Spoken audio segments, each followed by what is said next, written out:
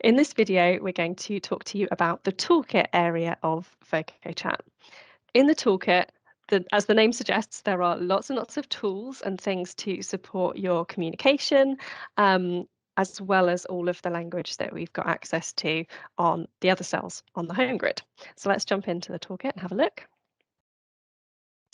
So the first column in the toolkit is all about things that might help you to feel better. So real kind of focus on positive mental health in this section. So the first one here is called talking to myself. And that's really something that has been talked about over the years in the field of AAC. The idea that we all talk to ourselves. A lot of us use an inner voice. Some people, myself included, you actually genuinely talk to themselves. So you might be doing a task and talking yourself through it, or you might be about to do an activity, maybe you're feeling a bit nervous and you want to talk to yourself to reassure yourself.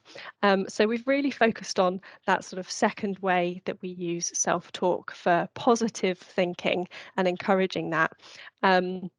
And we've included that language in Voco Chat to give AAC users the same opportunities to do that. So if I jump into the grid, you'll see that it's full of really positive phrases that someone might use to talk to themselves, to say, I'm okay, it's okay to make mistakes, it's going to be okay, I'm proud of myself. So some really, really positive phrases in this grid, and some space to add your own and personalise. The second cell in this column on the toolkit is calming down. So often, or a lot of AAC users I've worked with might also have some sensory needs, sometimes might find certain sensory information overwhelming, and it might be really helpful to have some strategies that can help them to calm down. So if I go into this section, you can see that there's a range of strategies, and these are all just examples that you can completely personalize for the user you're working with. They're just suggestions, but things that the person might want to do to calm down. So counting to 10, going to a safe space, giving yourself a hug. This can all be personalized, but it might also just be used not for communication, but just as a visual prompt. So you can go into your toolkit, calming down, and see some strategies that would help you if you needed them. And then the final part of the toolkit is the I'm not okay section, which we talked about in one of the earlier videos when we were looking at communication pathways, but I'll just do a quick summary of it here in case you haven't seen that video. So the I'm not okay section of Voco Chat is all about talking about your mental health, which is something that we all do much more openly now in society. We can talk more openly about how we're feeling, and if we have got mental health difficulties like depression or anxiety, it's much more accepted to talk about that now. But we also know that people who have a communication disability or any kind of disability are at a much higher risk of mental health problems. So it's really important to actually have access to language to talk about how you're feeling.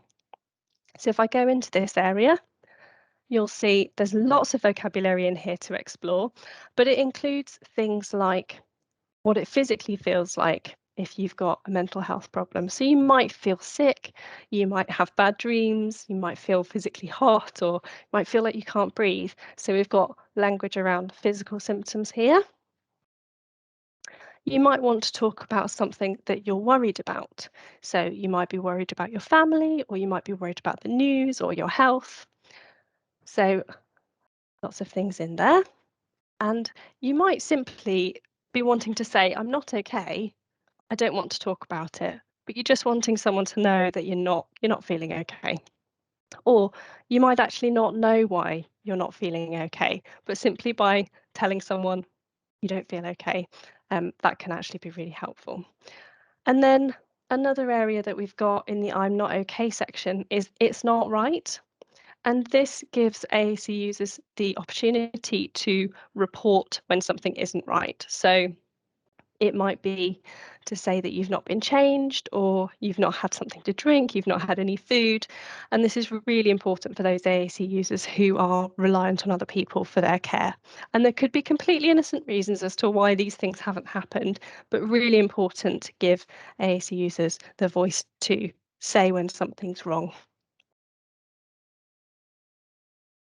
So that is the toolkit. The second column in our toolkit is all about strategies around communication. So things that might support you to communicate if you get into a bit of trouble, or if you want to communicate for other reasons other than the message pathways that we've looked at earlier. So the first one, can I give you a clue, is for when someone might not be able to find the word that they need. They may not have the specific word in their vocabulary, or they may not know where it is. And it offers different strategies to support at that time. So you can tell someone to ask me yes or no questions, so that they can narrow down what you're talking about.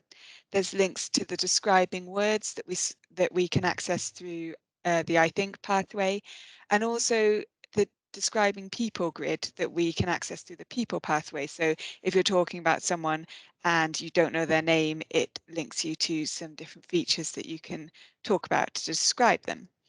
There's some useful phrases like "you're close," "keep guessing," "guess again," that you might need to use if someone is trying to guess what you're talking about. And there's also links to the people, places, and more words areas. So it might be that you're trying to think of a thing and you can't think of the exact word that you're thinking that you need. So you might say, "Can I give you a clue?" Go to "it's a thing" and find the nearest word that you do know, and just by having framed it as "can I give you a clue," it's enough to say to the person that you're speaking to, what comes next isn't the exact word I want, it's something related, and that might prompt them to guess what you're trying to talk about. So really useful area to develop those skills around communication that we know that AAC users benefit from. The next cell in this column, "can I show you my photos?" is just another lovely opportunity for people to communicate using their AAC device. So it's built around the idea of a talking photo album, and it's got a lot of templates built in here. If we have a look at story 1, you'll see that there's a space in the middle to add a photograph, and it can be a photo of anything important to that user. And then right around the outside are prompts of the kind of information that you could add about that photo. So you could do that with the user using different areas of Voco Chat to talk about who's in the photo, where it was taken, when it was taken, and what happened. Or it might be that a parent or carer adds that information in for a user, so that this can be a place that they can come to share information about something that's important to them, in a really no pressure way. Anything that they say about this photo is useful information, and it's great to share. So it's a really positive place to come and practice using your AAC device. The final cell in the column is a link to the rating scales. So this is an area that can also be accessed through the I feel pathway, or sorry, I think it's pathway. And it links to some lovely visual rating scales that can be used to talk about someone's pain. It can be used to talk about how they're feeling about an activity, whether they want to do something again. There's lots of different options for how you choose to represent that, whether you're using the colourful faces at the top or the smiley faces at the bottom or the numbers. And as we mentioned before, it is a slightly different cell count. So if you were using a screen Keyguard. key guard, thank you, Daisy, you could remove a couple of columns to make it fit.